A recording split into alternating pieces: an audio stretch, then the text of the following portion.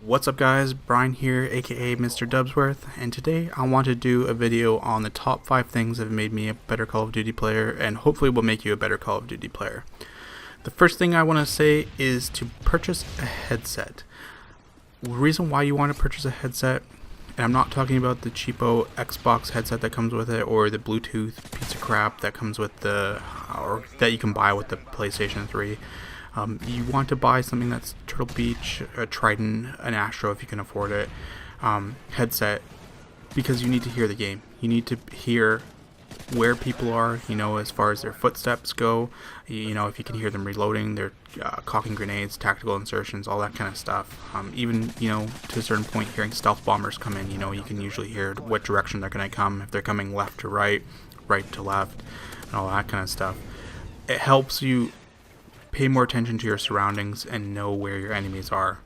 The second thing I can suggest is to wire your connection. So for your Xbox or PlayStation, don't put all your trust in a wireless router, because a wireless router can drop internet connections pretty well. You can get overloading of your network, especially if you have multiple users using the wireless network, and it really takes away from the game when you can't connect to it properly, especially Modern Warfare 3. Connection is critical for this game.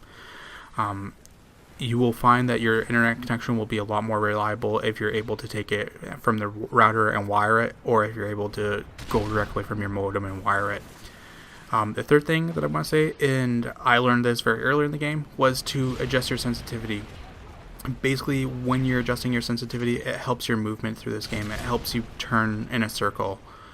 It won't help you move side to side, but it will definitely help you to turn around if you can hear an enemy, especially if they're firing at you, and it will help out with your accuracy. Now, a tip for changing your sensitivity is to generally take it from the default 2 that it's at, bump it up to a 3. Once you get used to 3, bump it up to 4. As soon as you get used to that, bump it up again, and so on and so on. Once you can't get used to a sensitivity, like say you're up at about 7 or 8 and you can't get used to it, bump it back down to the last one that you're able to manage the best, and that's probably what your sensitivity is going to be. For most players, snipers will use a very high sensitivity so they can do all their cool trick shots and help with their aim and stuff like that. For most people, I'd say probably about a 4 or 5 is usual. I play either 4 or 5 depending on how much I'm playing the game, how much I'm used to it, but 4 has been pretty solid for Modern Warfare 3 and Black Ops, and I think Modern Warfare 2 was probably about a 6. The fourth thing that I want to say, and this is a big one because there's lots to it, is be situationally aware. Be aware of your surroundings. What I mean by this is know your map routes, know where the spawns are, know where the choke points are. Pay attention to where you are on the map, pay attention to where your teammates are, pay attention to where your enemies are if you have a UAV up. The more you can pay attention and figure out routes and spawn points, the better you are going to be at this game, because you're going to be able to anticipate where the enemies are and where you're going to be best suited to play.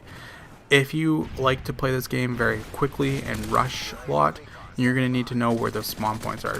You probably always have seen people rushing around the map, and you're like, how do they know I was here? How is it even possible? It's because they pay attention to the game, they pay attention to their surroundings, they pay attention to their mini-map.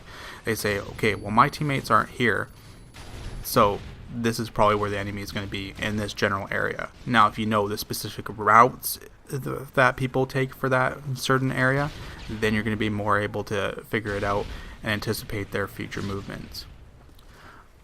Also, it will help, if you know where your spawn flips are. So if your team pushes too far forward, the spawn's going to flip so it's on the other side of the map, so people have a fair chance to spawn back into the game and get back into it. Also, you've probably had it happen at least once or twice in the game. You're going to get spawn tracked.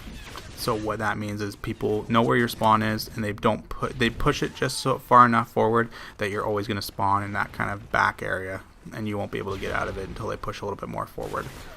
The fifth thing and the last thing, and this was a really hard thing for me to do because I get really pissed off at this game, and a lot of people get pissed off at this game, but if you don't go back to where you last died, you're more likely to stay alive a little bit longer. And it sounds, so simple, but a lot of people don't do it. I watch people when they first start playing this game, and all they do is go back to where they got killed.